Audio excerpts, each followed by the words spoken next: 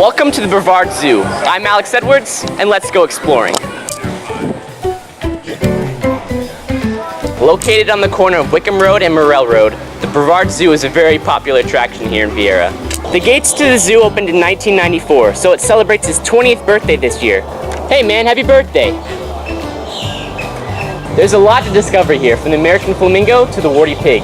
We can travel the world in a day, visiting areas like Africa, Florida, La Selva, and Australasia. Right here in Florida we have amazing sea turtles, and you may have noticed a nest or two on the beach, but sadly they are endangered. The Brevard Zoo is working hard to help with the conservation of these guys. Let's go behind the scenes and check out the new Sea Turtle Healing Center. I'm here with Dr. Trevor Zachariah, part of the Sea Turtle Healing Center. What's your favorite part about working with sea turtles?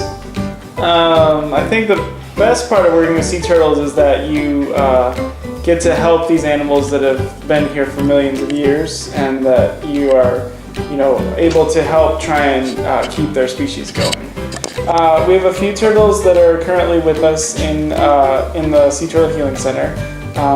The primary species that we see are going to be loggerheads and green sea turtles. Those are the two most numerous populations of animals that are in Brevard County, so that's what we see the most. With the green turtles, they have a disease called fibropapilloma, which is a viral disease that causes them to grow a lot of tumors. And those animals are treatable by removing the tumors, so we see those animals. What's the best thing an average person can do to help with sea turtle conservation?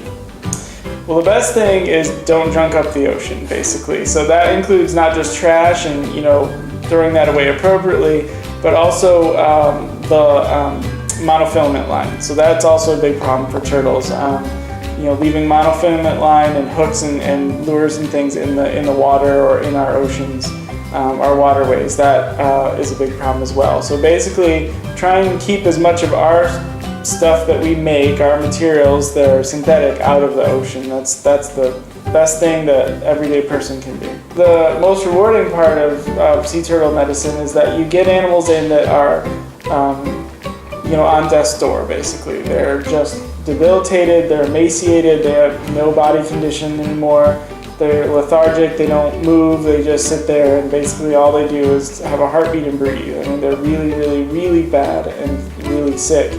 And to take in animals like that and to rehabilitate them and get them to the point where they actually are releasable and healthy again is just fantastic, and it gives you the greatest feeling.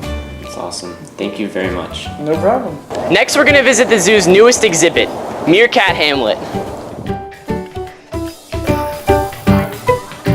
I'm here with Sebastian, the African wildlife zookeeper. We know that there's a new meerkat exhibit. What was your favorite part about getting the meerkats? My favorite part about meerkats is how social they are and just watching them interact. They are really fun to enrich. You have to be very creative and give them all kinds of fun activities to do throughout the day. Some of my favorites include taking a phone book and putting mealworms inside the pages so they can dig through it, or just putting scented things in there. A box full of hay that's scented with rhino is very exciting to them. Can you tell us a little bit about the meerkats? Sure. Meerkats are in the mongoose family. They're Herpestidea, and they live in big family groups called mobs. They are mostly insectivores. They eat a lot of scorpions, and they get predated on by eagles and hawks in the wild. They have a lot of behaviors that allow them to live in their arid habitats in Africa. They have certain jobs. So, like for example, one will be the sentry. That's why you usually see one kind of looking up into the sky. They're looking for eagles so they can warn everybody else. Here at the Brevard Zoo, you can't end a day without feeding the giraffes.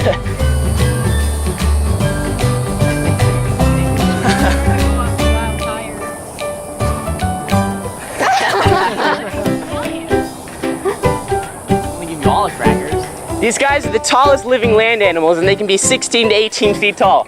That's more than 3 times my height. Yeah. Something interesting about giraffes that most people don't know is that they communicate through infrasound, which is sound that is lower than what we can hear. So kind of like if you think of a dolphin or a whale, they communicate in frequencies that are higher than what we can hear. It's the opposite for a giraffe. And the reason for this is because in the plains of Africa, sound travels better on that flat ground than it would if it were a higher pitch. So sometimes they communicate with the rest of the herd that way, and we can't hear it. Wow.